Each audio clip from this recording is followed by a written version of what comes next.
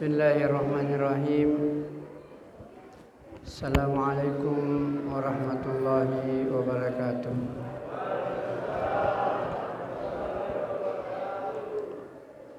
Alhamdulillah wa syukurillah wassalatu wassalamu ala rasulillah wa ala alihi wa ashabihi wa man tabi'ahum bi ihsanin ila yaumiddin.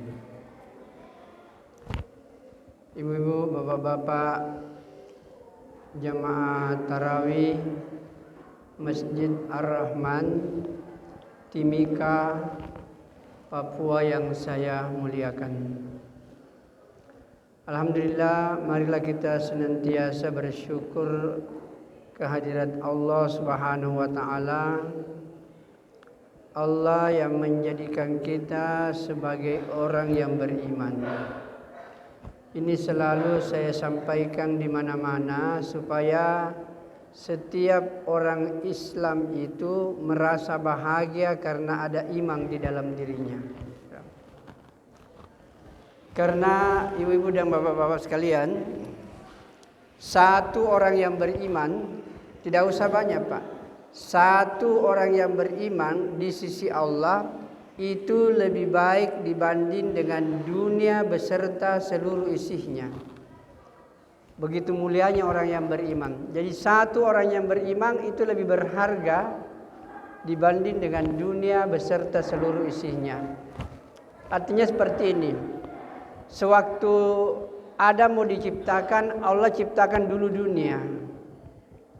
Kemudian Allah ciptakan Adam sebagai orang yang beriman. Maka satu orang Adam ini itu lebih baik di sisi Allah dibanding dengan dunia yang belum ditempati oleh Adam itu. Begitu mulianya orang yang beriman. Maka bersyukurlah ibu dan bapak, Allah kasih kita nikmat iman.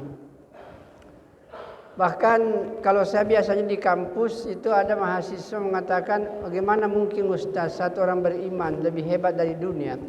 Saya tunjukkan hadisnya. Jangankan satu orang yang beriman, satu perbuatan orang yang beriman itu kadang-kadang jauh lebih hebat dibanding dengan dunia beserta seluruh isinya. Satu, Pak. Satu amal orang beriman kadang-kadang lebih hebat daripada dunia. Mari saya tunjukkan hadisnya. Rasulullah SAW menjelaskan, rak'atal fajri khairum minad dunya wa ma fiha. Salat sunat subuh 2 rakaat kata Nabi itu lebih baik dibanding dengan dunia beserta seluruh isinya. 2 rakaat salat sunat subuh di sisi Allah itu lebih berharga dibanding dengan dunia. Itu baru satu amal orang yang beriman. Bagaimana dengan amal-amal yang lain? Saya ungkapkan ini supaya ibu dan bapak menjadi bangga bersyukur kepada Allah. Allah kasih kita nikmat iman. Karena tidak semua manusia diberikan iman, Pak. Di antara 7,7 miliar manusia sekarang, yang diberikan iman itu baru 1,7 miliar manusia. Masih ada 6 miliar manusia yang tidak diberikan iman oleh Allah Subhanahu wa taala. Maka bersyukurlah kita Allah kasih nikmat iman. Hadirin yang mulia, karena iman inilah yang akan menjadi jembatan untuk kita masuk ke dalam surga. Karena ini manusia, hadirin yang mulia, manusia ini bukan makhluk dunia, Pak. Jangan dikira ini kita makhluk dunia, tidak. Manusia ini adalah makhluk akhirat yang hanya mampir sebentar di dunia. Ini yang harus diyakini. Bahwa kita semua ini yang namanya manusia, ini adalah makhluk yang akan hidup selama-lamanya di akhirat. Kita hidup di dunia ini, Pak, tidak terlalu lama. Paling 60-70 tahun. Ada yang lewat 70 tidak seberapa itu, Pak. Ada yang kurang dari 60 juga tidak seberapa. Rata-rata umat Nabi, kata Nabi, meninggal antara 60 dan 70. Saya lihat ini banyaknya 60 ini. Yang 60 Pak, hati-hati maki itu ya. Tapi juga muda-muda jangan mengatakan masih panjang. Karena kalau yang namanya kelahiran itu terukur, Pak. tentu neneknya dulu lahir, bapaknya, anaknya, baru cucunya. Tetapi kalau kematian tidak terkoordinir dengan baik, artinya kadang-kadang neneknya masih ada, cucunya sudah meninggal dunia. Jadi kematian ini nggak bisa diprediksi, Pak. Yang namanya mati, hidup itu mutlak di tangan Allah Subhanahu wa taala. Maka hadirin yang dimuliakan oleh Allah Subhanahu wa taala, inilah yang harus kita sadari, bahwa kita hadir di dunia ini tidak terlalu lama dan tujuan kita bukan di sini. Tujuan kita adalah di akhirat. Dan di akhirat hanya 2 tempat, Pak. Yang pertama adalah tempat yang penuh dengan kenikmatan yang sering kita sebut dengan surga. Yang kedua adalah tempat yang penuh dengan penderitaan yang biasa kita sebut dengan neraka. Di mana kita berada di salah satu 2 tempat ini di akhirat, apakah di surga ataukah di neraka, ditentukan dalam kehidupan di dunia yang hanya 1 kali ini saja. Maka oleh karena itu ibu dan bapak, perlu dipahami dan diyakini, kehidupan di dunia ini bukan kehidupan main-main, tapi kehidupan yang menentukan bahagia selamanya atau sengsara tidak punya batas waktu.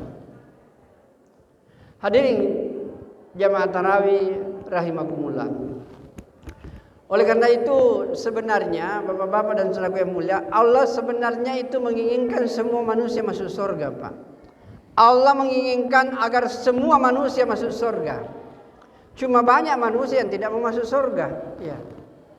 Sehingga Nabi katakan, kullu ummati yadkhulunal jannah. Semua umatku, kata Nabi, itu pasti masuk surga.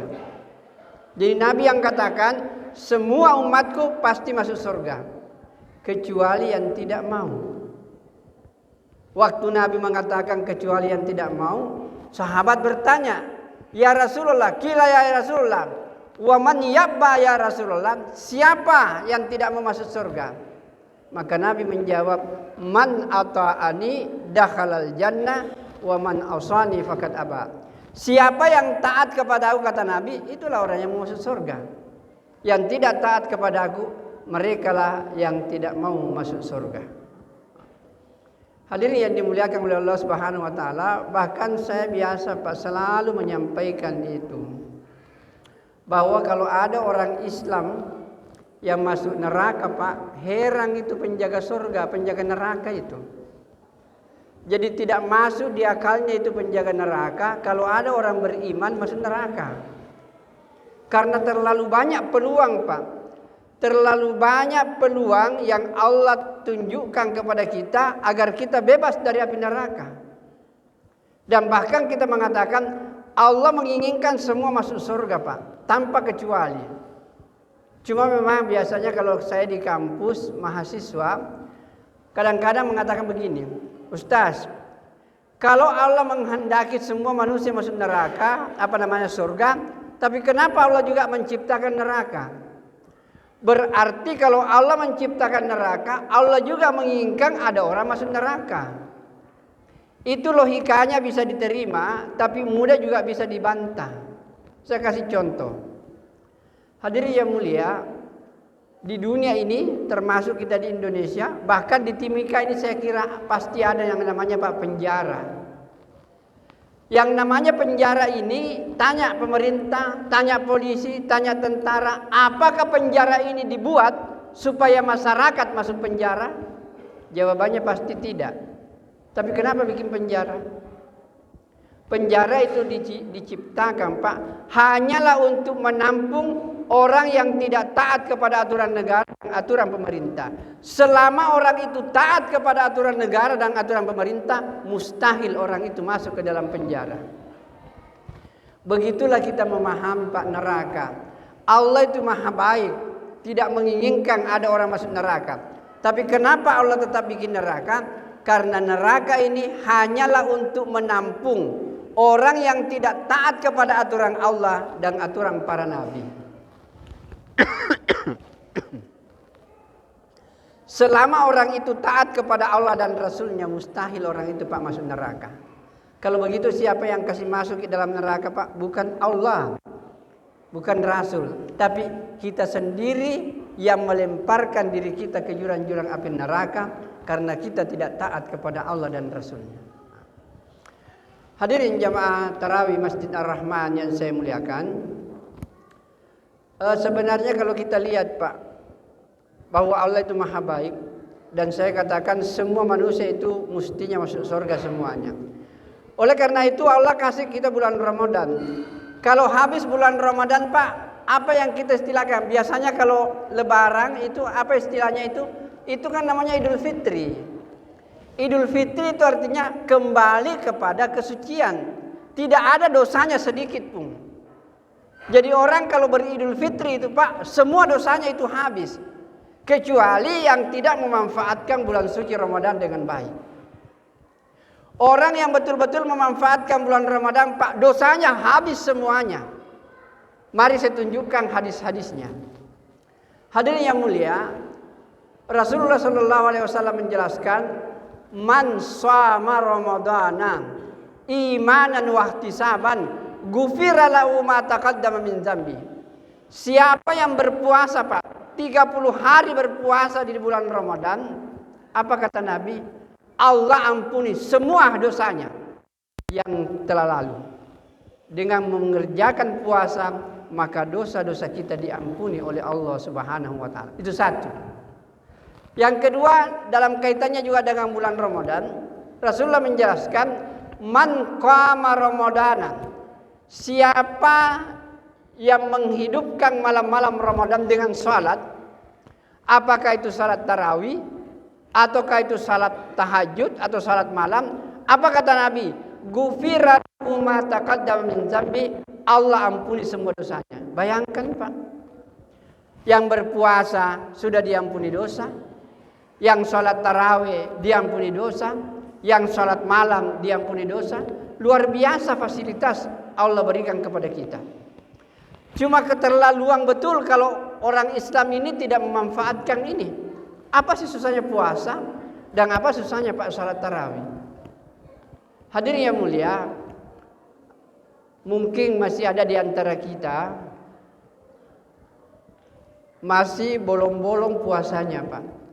Tidak sempurna puasanya, atau tidak sempurna tarawihnya, tidak sempurna salat malamnya. Sekarang masih ada peluang. Masih ada satu peluang yang Allah berikan kepada kita yang berkaitan dengan bulan suci Ramadan. Apa kata hadisnya, Pak?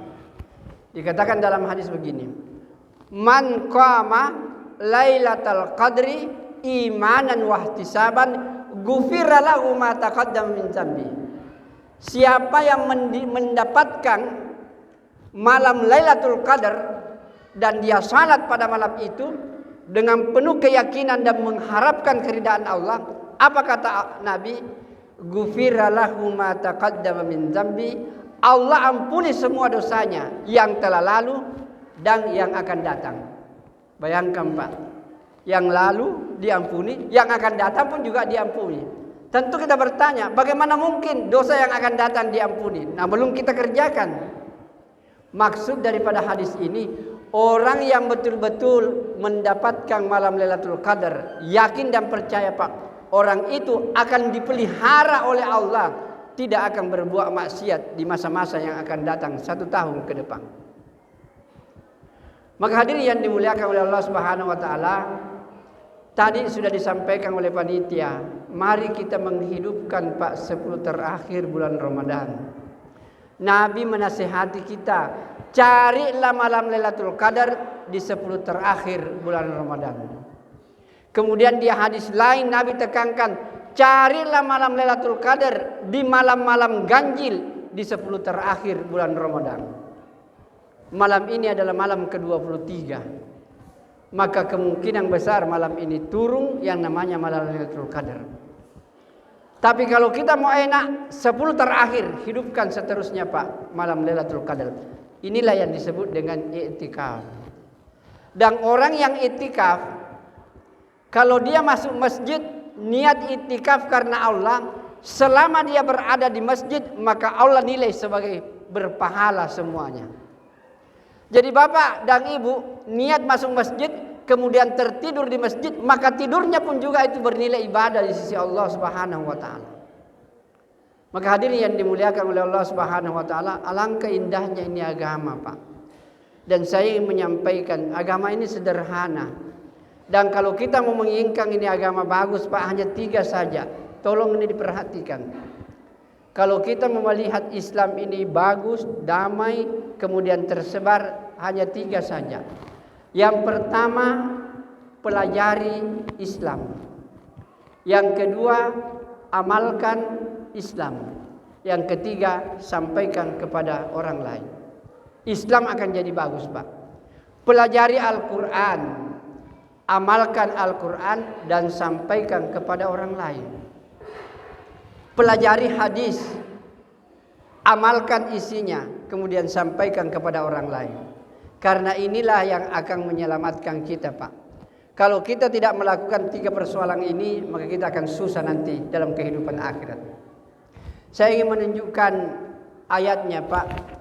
Ada satu surah di dalam Al-Quran, itu dikatakan oleh Imam Syafi'i, seandainya Al-Quran tidak diturunkan 30 juz, maka memadailah surah ini menjadi pedoman bagi kita. Surah ini adalah surah yang terpendek dalam Al-Quran. Ayatnya cuma 3. Jadi kalau ada orang bertanya, berapa ayat surah yang terpendek dalam Al-Quran? Itu adalah 3 ayat. Tidak ada surah dalam 2 ayat, Pak. Paling sedikit 3 ayat. Dan ini surah yang terpendek ini, menurut Imam Syafi'i, pendiri mazhab Syafi'i, itu katakan bahwa seandainya Al-Quran tidak diturunkan 30 juz, maka cukup surah Wal Asri merupakan pedoman. Begitu hebatnya ini surah Wal Asri. Makanya ibu-ibu dan bapak-bapak, kalau kita kembali ke rumah, Pak, tolong buka-buka surah Wal Asri. Apa isinya itu? Dan bahkan kalau Dr. Zakir Naik, Pak, itu ulama yang terkenal sekarang ini di seluruh dunia. Dan kalau dia ceramah, pasti ada orang non-Islam masuk Islam. Dan tidak pernah, Pak, dia ceramah kalau kurang daripada 10.000. Kadang-kadang dia ceramah 60.000, 100.000, dan diantara itu pasti ada yang masuk Islam. Begitu hebatnya dia untuk meyakinkan orang, begitu hebatnya yang namanya Islam ini. Dalam salah satu tantangannya itu beliau katakan bahwa kalau Anda mau masuk surga, persyaratannya ada di dalam surah Wal Asri. Syaratnya itu, Pak, ada dalam surah Wal Asri. Dan Allah katakan Wal Asri, demi waktu, Pak. Begitu hebatnya yang namanya waktu, tidak pernah ini berulang, Pak, ini waktu. Semenjak Allah menciptakan dunia, ini waktu bergerak terus. Dan tidak ada waktu yang berulang, Pak. Bulan Ramadan tahun ini akan pasti berbeda dengan bulan Ramadan yang akan datang. Dan pasti tidak sama dengan bulan Ramadan tahun lalu. Bulan Ramadan tahun lalu 1443. Bulan Ramadan tahun ini 1444. Bulan Ramadan tahun depan 1445. Tidak akan sama. Dan perlu dipahami bapak-bapak dan saudaraku yang mulia, jadi orang yang terlibat, Pak, dalam waktu ini, semua akan diminta pertanggungjawaban oleh Allah untuk apa waktu itu dipakai. Dan kalau waktu itu tidak bisa dipakai untuk kebaikan, maka kerugian yang akan menimpa di kita di hari kemuliaan. Mari saya tunjukkan hadisnya. Rasulullah SAW menjelaskan, laisa yatahassaru ahlul jannati yaumal qiyamah illa sa'a marrat bihim lam yazkurullah ta'ala fiha. Tidak ada yang paling disesali orang yang masuk surga. Bayangkan ibu dan bapak, sudah masuk surga masih menyesal. Apa yang disesali? Ada waktunya berlalu 1 detik tidak diisi dengan zikir kepada Allah Subhanahu wa taala. Kalau ini, Pak, kita jadikan sebagai pedoman, saya yakin saya, ibu dan bapak pasti menyesal. Begitu banyaknya waktu yang kita buang sia-sia, tidak kita isi dengan zikir kepada Allah Subhanahu wa taala. Maka bagaimana untuk menutupi ini? Maka banyaklah istighfar, Pak, minta ampun kepada Allah. Nabi saja Nabi itu Pak setiap malam itu istighfar. Dalam hadis dikatakan Nabi itu minta ampun kepada Allah paling sedikit 70 kali. Ada hadis yang mengatakan paling sedikit 100 kali. Bayangkan Pak Nabi saja istighfar. Padahal mari kita lihat. Nabi adalah orang yang tidak pernah berbuat dosa. Yang kedua, Nabi sudah dijamin masuk surga. Kemudian Nabi istighfar lagi Pak setiap hari. Banding kami dengan diri kita. Kita ini tiap hari berbuat dosa. Kemudian tidak ada jaminan masuk surga. Tidak pernah lagi istighfar. Bagaimana Pak ini kalau begini? Hadirin yang dimuliakan oleh Allah Subhanahu wa taala, maka banyaklah Pak bertobat dan tobat ini insya Allah akan diterima oleh Allah di dalam bulan suci Ramadan ini. Maka manfaat yang luar biasa daripada bulan suci Ramadan ini. Tadi sudah diajak untuk itikaf Pak. Itikaf ini sangat luar biasa.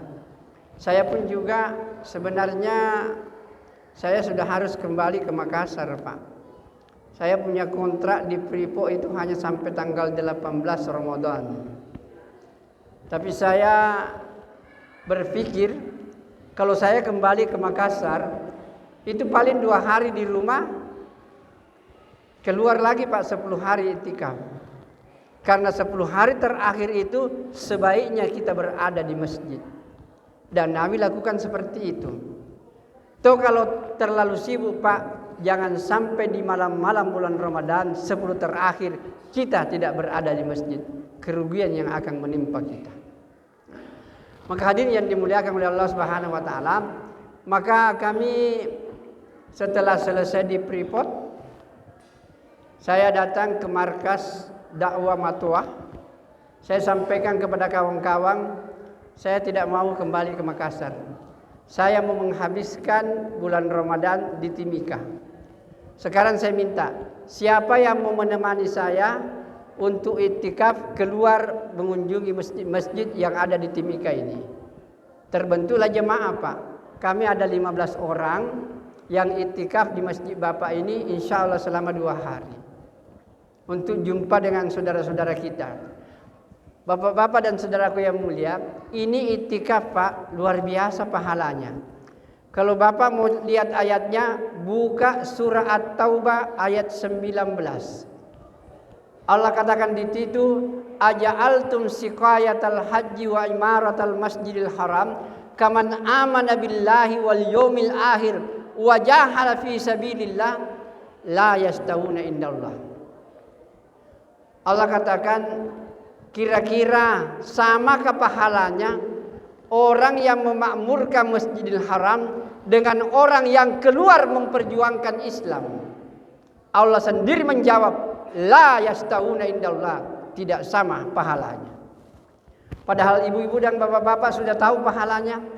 Orang kalau Pak di Masjidil Haram, 1 kali dia salat di Masjidil Haram sama nilainya kalau dia salat di Masjid Ar-Rahman ini 100.000 kali Pak.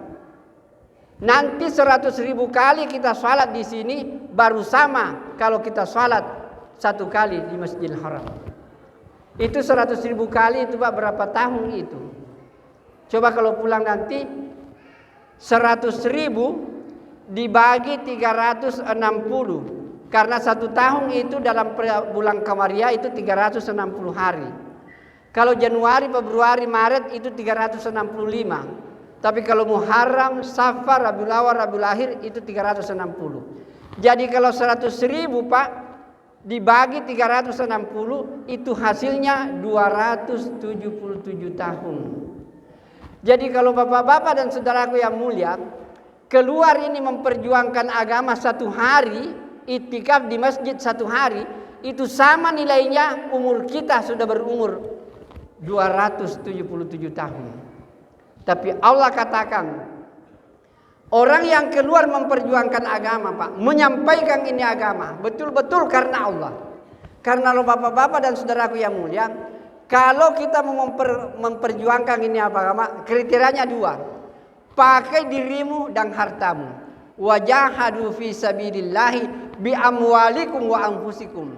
Kalau kamu memperjuangkan ini agama, pakai hartamu dan pakai dirimu, untuk memperjuangkan ini agama. Inilah jalan yang mendapatkan nilai sangat tinggi di sisi Allah. Sehingga bukan 100.000 Pak. Biasanya kalau ada jemaah dari Mekah, kita bilang, Pak, ya Syekh, untuk apa datang ke Indonesia berdakwah? Bukankah di Mekah kau salat 100 kali, satu kali 100.000 nilainya? Sama dengan 277 kali tahun. Dia bilang, Ustaz, tidak tahukah kita bahwa orang yang keluar memperjuangkan agama itu pahalanya bukan 100.000 Pak, tapi pahalanya adalah 700.000. Yang kalau 700.000 itu Pak dibagi 360, berapa hasilnya? 1944. Jadi orang yang keluar memperjuangkan agama itu Pak, satu hari dia di jalan Allah, maka nilai daripada ibadahnya itu sama dengan 1944 tahun lamanya. Dan hebatnya lagi Bapak-bapak, saya ingin sampaikan, mestinya seorang istri itu menolong. Karena kalau saya mengatakan tujuan pernikahan itu Pak satu gitu. Kalau ini tidak tercipta, gagal itu pernikahan itu. Tujuan kita menikah itu cuma satu. Bagaimana seorang istri menolong suaminya masuk surga. Dan bagaimana seorang suami menolong istrinya masuk surga. Sebab kalau ini tidak terjadi, satu yang masuk surga, satu yang masuk ke neraka, satu yang taat kepada Allah, satu yang tidak. Apa yang terjadi kalau dia meninggal dunia Pak? Pisah selama-lamanya dan tidak mungkin akan ketemu kembali. Apa artinya hidup di dunia? Ada anak, ada cucu, 70 tahun membangun keluarga, satu yang sholat, satu yang tidak sholat. Nauzubillah min salik Pak. Begitu dua-duanya meninggal, satu yang ke surga, satu ke neraka, tidak akan ketemu selama-lamanya. Maka hadirin yang dimuliakan oleh Allah Subhanahu wa taala, maka oleh karena itu ibu-ibu dan bapak-bapak, saya ingin menyampaikan sederhana saja bahwa yang namanya perempuan ini sangat dimuliakan oleh Allah Subhanahu wa taala. Sehingga dikatakan semua pahala suami itu diberikan kepada istri tanpa mengurangi sedikit pun. Misalnya begini Pak, seorang bapak pergi salat taraweh sekarang, tadi kan dapat pahala 27. Jadi kalau ada istri kita masih di rumah Pak, tidak pergi salat berjamaah di sini, maka bapak datang salat berjamaah, semua pahala kita itu didapat oleh istri Pak. Begitu hebatnya yang namanya perempuan. Semua pahala suami didapat oleh istri, tapi semua pahala istri tidak bisa diganggu-gugat oleh suami. Kalau ada yang bilang, Ustaz, bagaimana kalau saya juga pergi salat berjamaah? Kalau seorang suami pergi salat berjamaah, maka istri dapat pahala 27. Tapi kalau seorang istri juga pergi salat berjamaah, dapat lagi 27. Kalau begitu berapa yang didapatkan oleh istri? Istri dapat 54. Luar biasa Pak nilainya ibadah seorang istri di sisi Allah Subhanahu wa taala. Maka kalau seorang suami Pak keluar memperjuangkan ini agama, semua pahalanya diambil oleh istri. Maka kami Pak, kalau mau keluar begini, saya punya istri gembira. Tas membawa semua pakaian Pak, bukan saya yang susun. Istri yang susun semuanya, tidak ada yang satu susun Pak. Kemudian saya hanya angkat koper, kemudian keluar memperjuangkan agama. Kadang-kadang 3 hari, kadang-kadang 40 hari, dan kadang-kadang saya keluar negeri. Istri merasa senang Pak, karena dia tahu berapa pahala yang didapatkan suami saya, itu juga yang saya akan dapatkan. Dan kalau kita satu pikir Pak dengan suami istri, maka rumah tangga seperti ini yang akan kumpul nanti di surganya Allah Subhanahu wa taala. Maka hadirin yang dimuliakan oleh Allah Subhanahu wa taala, marilah kita Pak sama-sama memperjuangkan ini agama. Dengan memanfaatkan waktu kita keluar bersama-sama di jalan Allah Subhanahu wa taala. Saya di sini mungkin paling 2 malam, Pak. Mungkin setelah ini kami akan pindah ke Masjid Ar-Rahman ya, Baitur Rahman, SP2. Siapa tahu saya mengharapkan ada dari bapak-bapak untuk menggapai yang namanya pahala. Itu tadi yang saya sampaikan 1944, belum saya kali 70 karena ini bulan Ramadan. Dan belum saya kali 80 tahun karena mendapatkan malam Lailatul Qadar. Jadi orang yang memperjuangkan agama ini Pak sangat luar biasa nilainya di sisi Allah. Dan ingat sebagai kesimpulan, kalau kita mau melihat agama ini bagus, 3 saja. Pelajari, amalkan, sampaikan. Pelajari, amalkan, sampaikan. Kemudian bapak-bapak, lepaskan diri bapak dari api neraka. Perbaiki puasanya, perbaiki salat tarawih dan salat malamnya. Kemudian dapatkan malam Lailatul Qadri di 10 terakhir daripada bulan suci Ramadan. Maka kalau ini kita lakukan Pak, alangkah indahnya hidup ini. Mudah-mudahan Allah memberkati kita semua.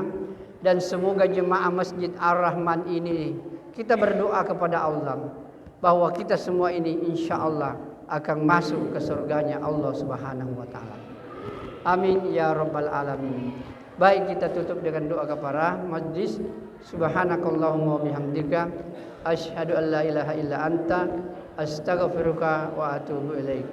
Wassalamualaikum warahmatullahi wabarakatuh.